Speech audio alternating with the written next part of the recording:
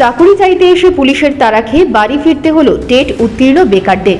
তাদের মধ্যে দুজনকে গ্রেপ্তার করেছে পুলিশ।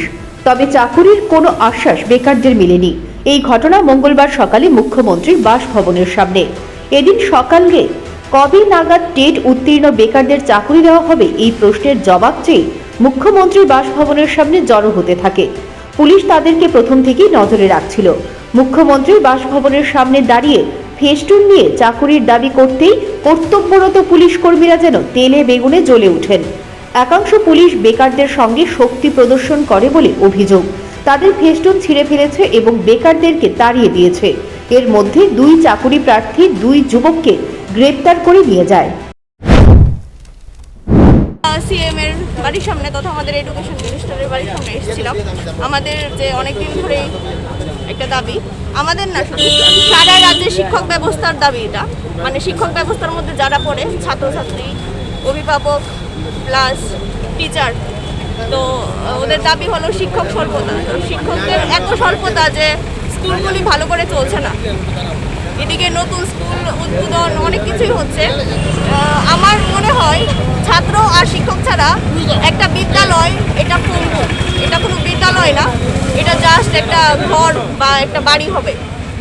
তো শিক্ষক স্বল্পতা যেটা অনেক দিনের সমস্যা, সেটা দূরীকরণের জন্য আমাদের মনে হয়, সবারই মনে হয়, আমাদের না শুধু, আমাদের ছাত্রছাত্রীদের, অভিভাবকদের সবারই পক্ষ থেকে আমি বলছি যে এটা শিক্ষক স্বল্পতা দূরীকরণের জন্য এই যে আমরা 361 জন পাস করেছি এই এত মডেল কোশ্চেন পেপারে, যেখানে 38,000 প্রায় পরীক্ষা দিয়েছে। তো আমাদের যোগ্যতা বিচার করে, জানি না বিচার তো সারা ত্রিপুরা করছে, আমরা শুনছি যতটুকু যে আমাদের এতদিনে পাওয়া উচিত ছিল, সবাই বলছে। আর এই সমস্যার মধ্যে আরও আগেই পাওয়া দরকার ছিল। এখনও আমরা বলছি যে আমাদের অভিভাবক, আমাদের শিক্ষামন্ত্রী, আমাদের মুখ্যমন্ত্রী উনি কী ভাবছেন, আমাদের নিয়ে কী ভাবছেন, জাস্ট আমাদের এটা বলার জন্য। আমরা তো জানতে পারছি না ওনার মনের কথা। উনি পজিটিভ নেগেটিভ যাই ভাবছেন, চুপ করে থাকলে তো কারোর মনের কথা বলা যায় না।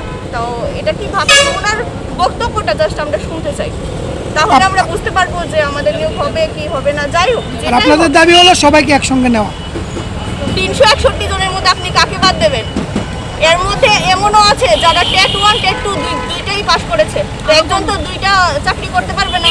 তো এইখানের মধ্যে আবার কি হবে, যেটা 361 জনের মধ্যে আরও অনেক কমে যাবে।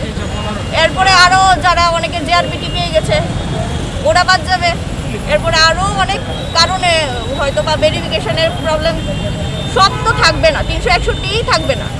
এরপরে আর কি বাদ দেবেন আপনি? এখানে বাদ দেওয়ার মতো কিছু নেই আমার মনে হয়। আপনারা কি ওইখানে একত্রিত হয়েছিলেন আজকে? হ্যাঁ, একত্রিত হয়েছি, তারাও খেয়েছি, গ্রেপ্তারও হয়েছে আমাদের মধ্যে, সবই হচ্ছে। দেখাই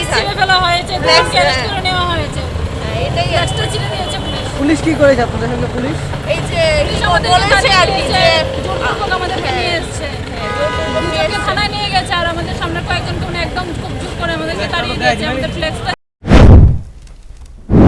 2022 সালে টেট 1 ও টেট 2 পরীক্ষায় প্রায় 38,000 বেকার যুবক যুবতী বসেছিলেন। তার মধ্যে 361 জন পাস করেছেন। তাদের একসঙ্গে নিয়োগের দাবিতে পুনরায় তারা মুখ্যমন্ত্রীর বাড়ির সামনে জমায়েত হয়েছিল।